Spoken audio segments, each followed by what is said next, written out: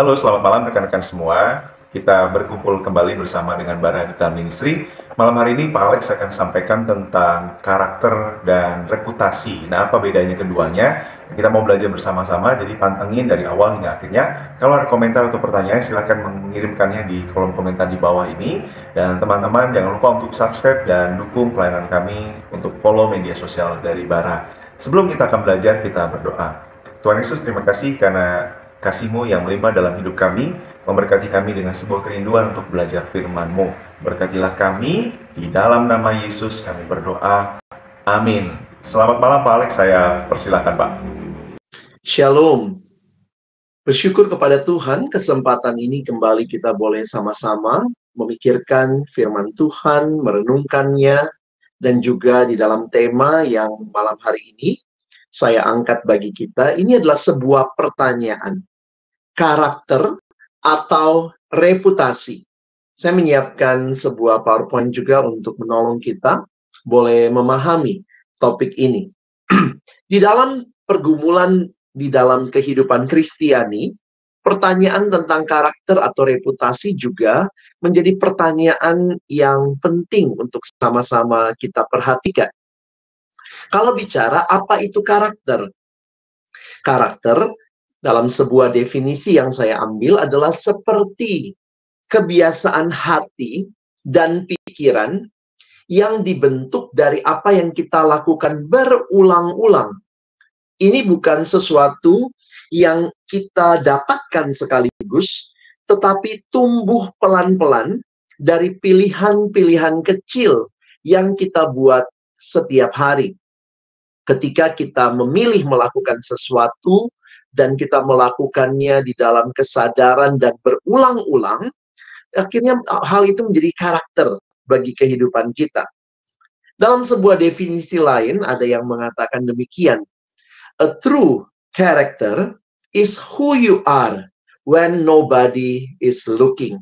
Siapa diri kita sesungguhnya bukan sekadar ketika ada yang melihat, tetapi waktu kita tidak ada yang melihat dan tentunya hanya Tuhan dan kita sendiri yang tahu, maka itulah kesejatian karakter diri kita. Mengapa berbicara karakter ini begitu penting? Di dalam satu kutipan mengatakan demikian, menabur pikiran menuai tindakan, menabur tindakan menuai kebiasaan, menabur kebiasaan menuai karakter, dan menabur karakter menuai masa depan. Sehingga kalau kita bisa memberikan sebuah kesimpulan, karakter ini dibangun seiring dengan berjalannya waktu melalui tindakan yang kita lakukan, yang dimulai tentunya dengan pikiran, tindakan, kebiasaan, sehingga menjadi karakter. Saya coba kasih contoh sesuatu yang negatif. Misalnya, ada orang yang mungkin dalam pikirannya memikirkan begini, nggak apa-apa sih terlambat.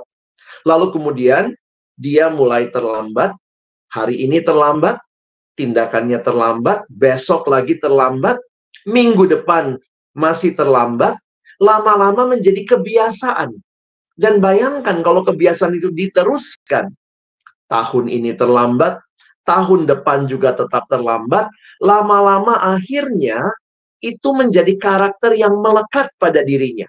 Sehingga orang akan mengenal misalnya namanya si X tukang telat.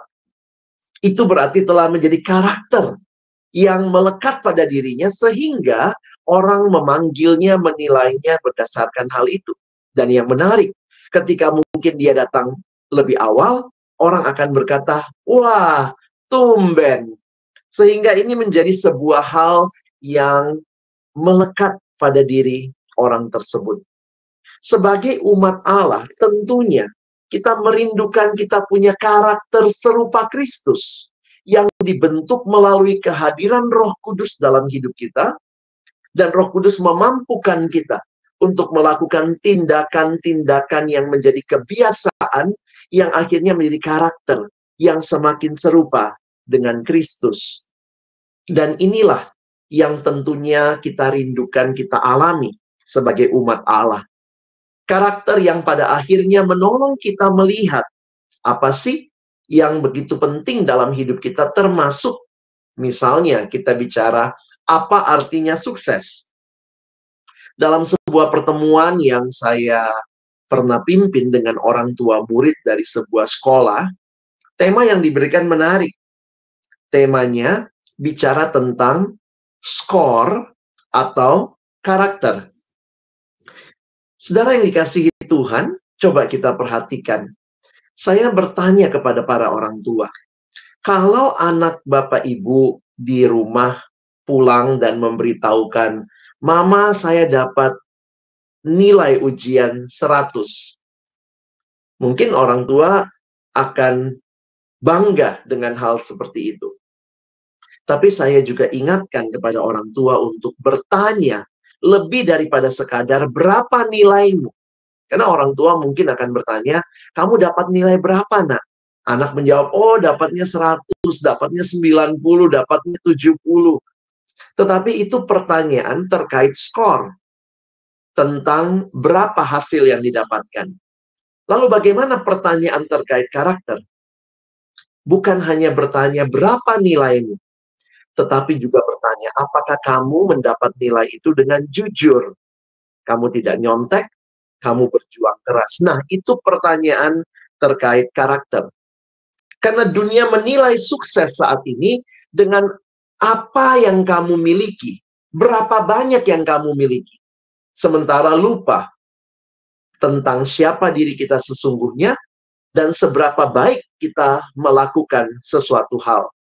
Sehingga pertanyaan-pertanyaan tentang pencapaian saat ini biasanya seringkali terkait dengan hanya bertanya skor, hanya bertanya reputasi, dan kurang melihat kepada pentingnya membangun karakter.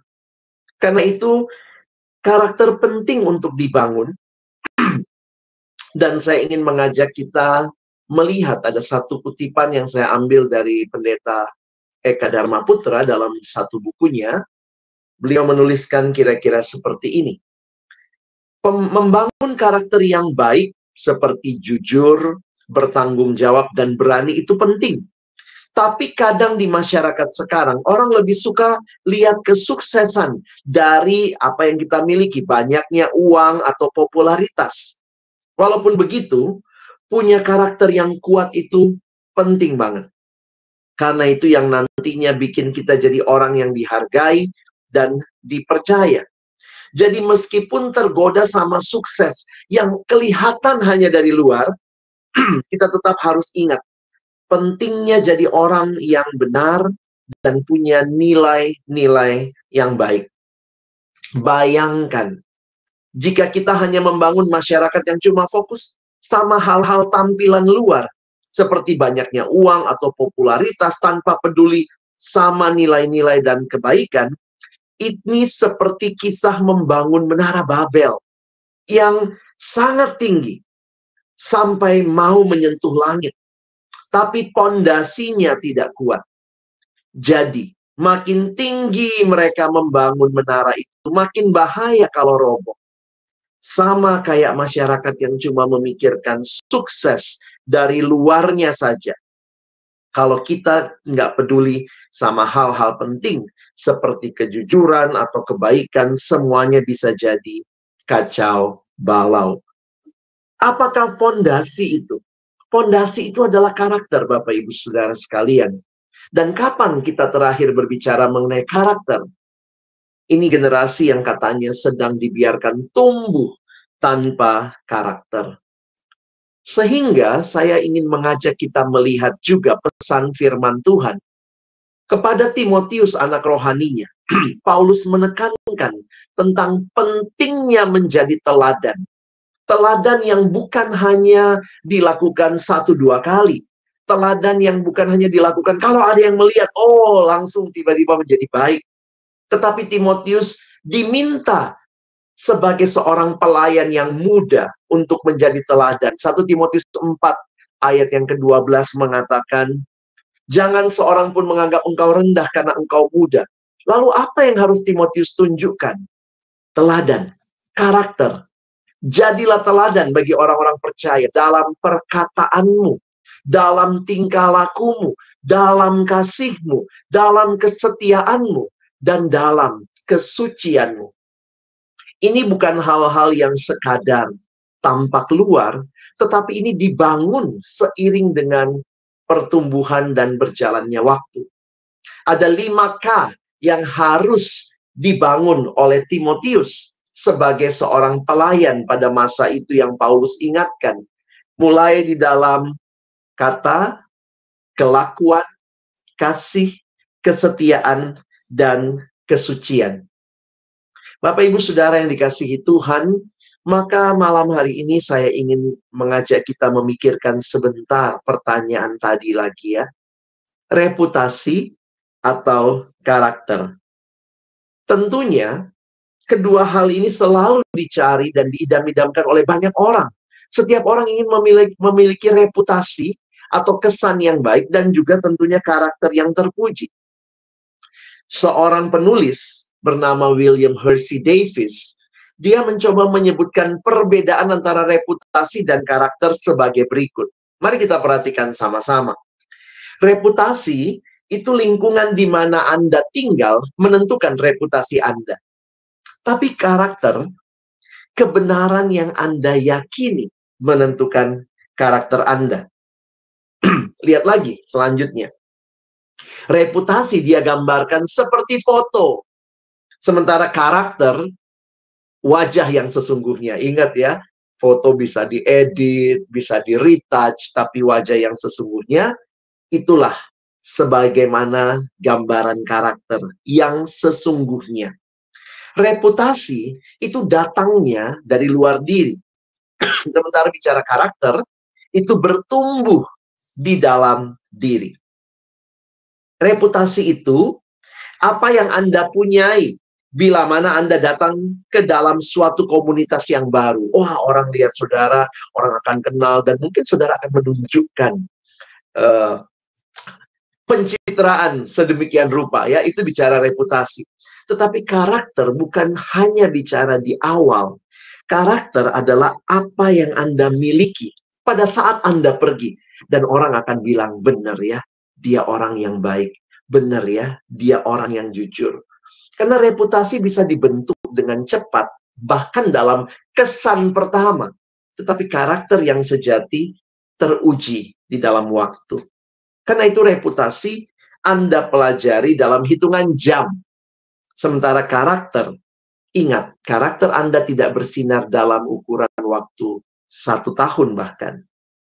Reputasi dibentuk dalam sesaat, dan karakter dibangun seumur hidup. Reputasi tumbuh bagaikan jamur, cepat sekali, mudah sekali. Tetapi karakter tumbuh bagaikan pohon jati. Reputasi itu ibarat satu lembar koran yang memberikan laporan mengenai reputasi Anda. Tetapi karakter adalah kerja keras seumur hidup, memberitahukan karakter Anda. Menarik saudara, reputasi membuat Anda kaya atau miskin. Tapi bicara karakter, membuat Anda bahagia atau menderita. Reputasi adalah apa yang orang lain katakan tentang Anda pada batu nisan Anda. Sementara karakter adalah apa yang dikatakan para malaikat tentang Anda di hadapan Tuhan. Di batu nisan kita bahkan bisa pesan lebih dulu ya. Oh, tolong nanti tuliskan ini ya. Tetapi di hadapan Allah, malaikat-malaikatnya, kita tidak bisa berbohong. Sehingga Bapak Ibu Saudara sekalian, pertanyaan ini kembali, reputasi atau karakter? Nah, saya mengusulkan kita tidak memilih reputasi atau karakter. Karena sebenarnya kalau kita kaitkan, orang yang memiliki reputasi yang baik memang belum tentu memiliki karakter yang baik. Tetapi orang yang memiliki karakter yang baik seharusnya menghasilkan reputasi yang baik. Lalu bagaimana dengan kita sebagai orang Kristen? Idealnya seorang Kristen perlu memiliki keduanya, yakni karakter yang baik dan pada saat yang sama reputasi yang baik. Tentunya kalau kita melihat, bangunlah karakter yang baik lebih dulu, sehingga reputasi itu akan mengikuti. Sehingga ingat, kita tidak sekadar memilih reputasi atau karakter, tapi saya mengusulkan kita juga membangun keduanya, reputasi dan karakter. Kiranya Tuhan menolong kita sebagai umatnya boleh membangun kehidupan yang serupa dengan Kristus. Kehadiran Roh Kudus memastikan saudara dan saya bertumbuh membangun hidup seperti karakter Kristus. Sebagaimana yang kita pelajari juga waktu kita membahas tentang buah roh. Itu adalah karakter Kristus yang kita alami ketika Roh Kudus diam di dalam diri kita. Kita bukan orang yang mengasihi, tetapi ketika Roh Kudus diam di dalam diri kita, maka itu adalah buah dari Roh Kudus. Buah kehadiran Roh Kudus dalam diri kita. Kita bisa mengasihi, kita bisa sabar, kita bisa rendah hati. Itu menjadi sesuatu yang ketika Roh Kudus memampukan kita, kita menghidupinya. Kita menghidupinya sebagai tindakan-tindakan yang terus-menerus kita bergantung kepada Tuhan. Menjadi sebuah kebiasaan, sehingga menjadi karakter yang melekat pada diri kita. Dan pada akhirnya itu bukan karena kita. Sehingga ketika orang memuji kita, wah, Bapak ini luar biasa baik ya, Bapak ini luar biasa rendah hati, kita pun akan berkata segala kemuliaan bagi Allah. Bahkan reputasi yang kita dapat karena kehadiran Roh Kudus dalam hidup kita, yang orang lain lihat dan saksikan di dalam perjalanan rohani kita, tidaklah membuat kita sombong, tapi mengembalikan segala kemuliaan bagi Allah. Kiranya Tuhan menolong kita, boleh menjadi pelaku-pelaku firman-Nya yang punya reputasi dan karakter yang baik dan memuliakan Tuhan. Amin.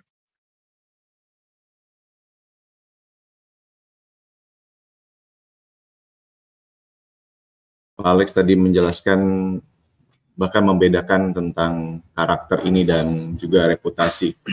Nah, Pak, kalau ini kan ada orang yang mungkin bertanya begitu ya, ketika bicara tentang karakter ini, apakah beda dengan sifat? Lalu kan sifat itu katanya bawaan begitu ya, sejak lahir. Nah, seberapa jauh, Pak? Pertanyaan kedua, seberapa jauh itu mempengaruhi karakter seseorang, Pak? Iya. Ya, memang pembahasannya saya tidak masuk lebih dalam, membedakan sangat jelas antara sifat, karakter, nanti ada lagi yang bicara temperamen, ya. Nah, itu secara psikologis bisa sangat dibedakan dan dikhususkan. Tetapi di dalam kenyataan kekristenan, waktu kita mempelajari secara khusus dari firman Tuhan, kalau kita membedakan seperti yang Bapak katakan tadi, sifat itu ya sudah bawaan lahir ya. Tapi ingat, jangan berlindung di balik sifat sehingga tidak berjuang untuk memperbaiki diri. Kenapa? Karena sebenarnya sifat kita pun yang waktu saudara dan lahir sebagai manusia yang berdosa, maka sifat kita pun terkontaminasi dengan dosa. Nah, menariknya, waktu bicara karakter, saya melihat ada gabungan juga ya ketika sifat yang disucikan oleh Tuhan, lalu kemudian menjadi hal yang kita biasakan, itu menjadi karakter. Sehingga saya percaya karakter itu bisa, sifat itu bisa diubah, menghasilkan karakter yang baik. Saya kasih contoh begini. Ada orang yang selalu bilang, wah, saya memang orangnya emosian. Saya orangnya memang pemarah. Seolah-olah itu memang bawaan lahirnya begitu. Sehingga kalau saya marah, ya udah maklumi aja. Sehingga akhirnya sifat itu yang jujur aja pasti kalau kita tahu itu kan sudah tercemar dosa juga. Jangan-jangan emosian itu pun, makanya Alkitab berkata seperti di kitab Efesus, waktu kamu marah jangan berbuat dosa. Karena meskipun kamu merasa kayaknya saya sifatnya pemarah, tapi kemudian kalau kita marah untuk hal yang benar, oke ya. Misalnya Tuhan Yesus pun pernah marah waktu bait Allah dijadikan sarang penyamun. Itu marah yang kudus. Tapi kalau kita jadi pemarah, kita ada sesuatu hal yang terjadi, mungkin hal kecil aja terus kita langsung marah dan kemudian kita menjadi emosi dan akhirnya melukai orang lain, memaki-maki dan seterusnya. Itu menjadi sesuatu yang harusnya bisa diubah.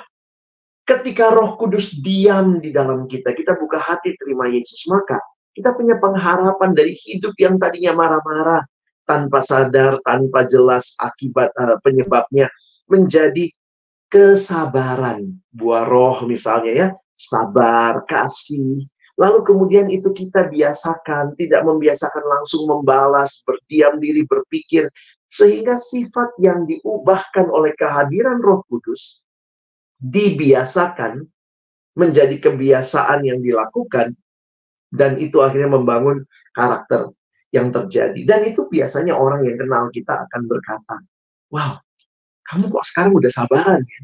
Nah, di saat seperti itu harusnya kita bersyukur kepada Tuhan. Puji Tuhan, bukan puji diri saya. Saya sih memang berjuang untuk sabar, saya udah ikutin terapi, kelas emosi, dan segala macam.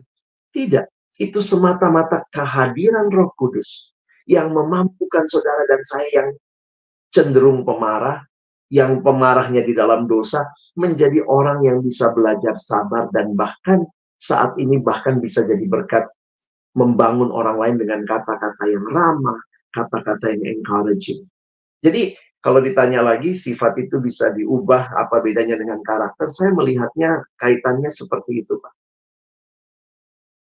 Baik, baik. Terima kasih Pak Alex untuk Ya. ini ya penjelasannya. Nah, kalau begitu Pak, tadi sebenarnya di bagian akhir Pak Alex juga sampaikan begitu ya tentang Kristus, tentang Roh Kudus. Nah, tapi pertanyaannya, apa sih Pak yang paling besar mempengaruhi karakter seseorang? Kalau di gereja bicara tentang teladan, rasanya juga banyak teladan yang disampaikan oleh senior atau sesama begitu ya. Di rumah kayaknya pendidikan orang tua bicara tentang karakter, di sekolah juga cukup banyak, dan ya meskipun tadi ini sesuatu yang kayaknya di dunia ini sedang di apa ya, tentang karakter diabaikan, tapi misalnya sekolah-sekolah Kristen, keluarga-keluarga Kristen cukup bicara ini dengan signifikan. Nah, tapi kok ada juga yang rasanya hasilnya dalam tanda kutip berbanding terbalik dengan apa yang dalam proses itu. Nah, apa sih Pak yang pengaruh paling besar untuk membentuk karakter seseorang ini? Ya, mungkin saya menggarisbawahi dua hal ya. Yang pertama, memang kita semua seperti tanda atau sign yang kita biasa lihat di jalan begitu ya, dalam perbaikan. Kalau bahasa Inggris bilang work in progress. Jadi realitanya belum ada dari kita, satupun dari kita yang sudah sempurna.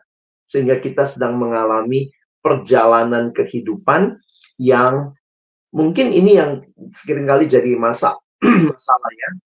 Karena orang bilang, dia kan harusnya sudah kenal Tuhan, dia kan harusnya dia mau majelis, dia kan hamba Tuhan, harusnya.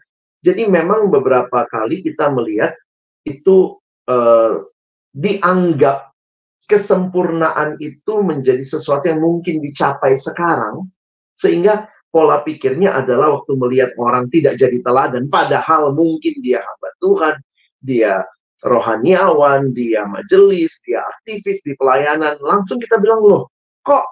Nah, padahal kita lupa ya bahwa yang pertama yang saya garis bawahi, semua kita sedang dalam perjalanan.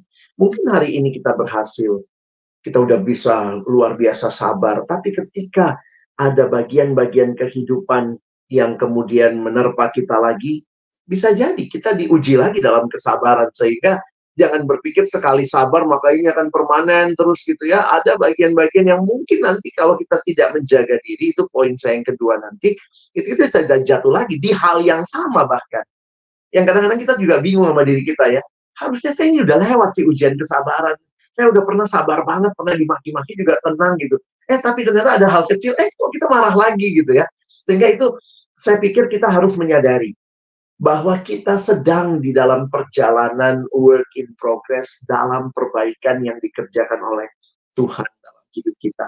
Nah, karena itu yang kedua, bagaimana sikap kita ketika kita tahu kita sedang dalam perbaikan, dalam perjalanan menuju kesempurnaan. Yang kita harus ingat, Bapak Ibu sekalian, adalah kita punya kerendahan hati, kesiapan untuk dibentuk, kebergantungan penuh kepada Tuhan. Sehingga saya pikir kenyataan ini yang harusnya sama-sama berjalan. Beberapa kali waktu saya melihat hidup saya juga ya, saya udah pernah lewatin nih misalnya ujian kesabaran. Loh, kok kali ini nggak sabar lagi misalnya.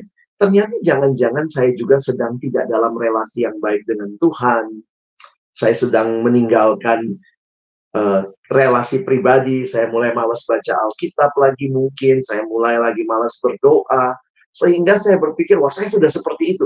Tapi relasi dengan Tuhan, itu sebenarnya sesuatu yang karena work in progress-nya seumur hidup, dilakukan oleh Tuhan, maka kita harus bergantung sama Tuhan bukan sekali-kali, bukan per proyek, tapi seumur hidup juga. Karena Tuhan mau membentuk kita, sehingga kita jangan cuma punya kerendahan hati di awal, waktu lagi ada masalah besar, tapi justru saya melihat di kadang-kadang kita masalah besar lewat gitu ya. Yang kecil-kecil nih yang nggak lewat ya.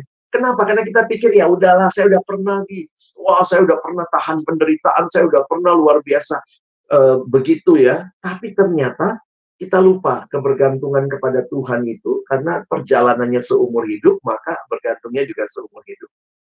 Jadi saya pikir itu Pak ya. Kita perlu ingat, tapi juga kita tahu bagian kita. Dan penyerahan diri, kebergantungan itu menjadi sebuah ciri dari orang yang sedang dibangun karakternya oleh Tuhan. Wow, ini pesan kuat ya buat rekan-rekan semua. Kebergantungan dengan Tuhan adalah ciri buat orang percaya, tapi juga kebergantungan itu selama-lamanya, jadi seumur hidup.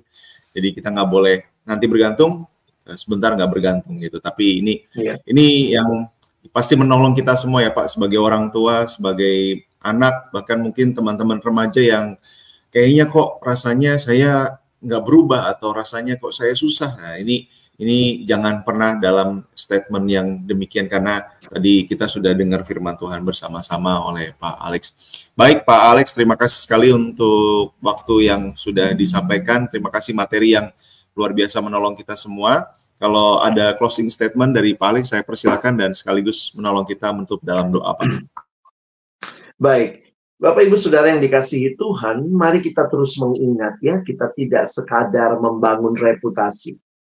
Karena itu akan menjadi sesuatu yang bisa menipu diri kita, menipu orang lain, kalau tidak pada saat yang sama saudara dan saya terus membangun karakter. Membangun karakter yang kita sadari bukan seperti dunia, yang hanya membangun tampilan-tampilan yang dilakukan karena kebiasaan semata.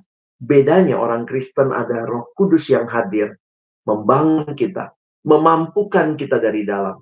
Ada firman Tuhan yang menjadi pelita bagi kaki kita, terang bagi jalan kita. Dan ada komunitas yang juga Tuhan hadirkan membangun karakter kita. Kiranya kebergantungan kepada Tuhan terus-menerus saudara dan saya alami untuk makin hari makin memiliki hidup yang serupa dengan Kristus. Belum ada dari kita yang sempurna, tetapi kita sedang berjalan di dalam pimpinan Tuhan. Semoga Tuhan menolong kita untuk terus hidup menjadi orang-orang yang bertumbuh karakternya, semakin serupa Kristus, sehingga reputasi kita, karena itu juga pesan firman Tuhan, jadilah garam terang, supaya waktu orang melihat perbuatanmu yang baik. Itu kalau kita pikir-pikir itu reputasi ya.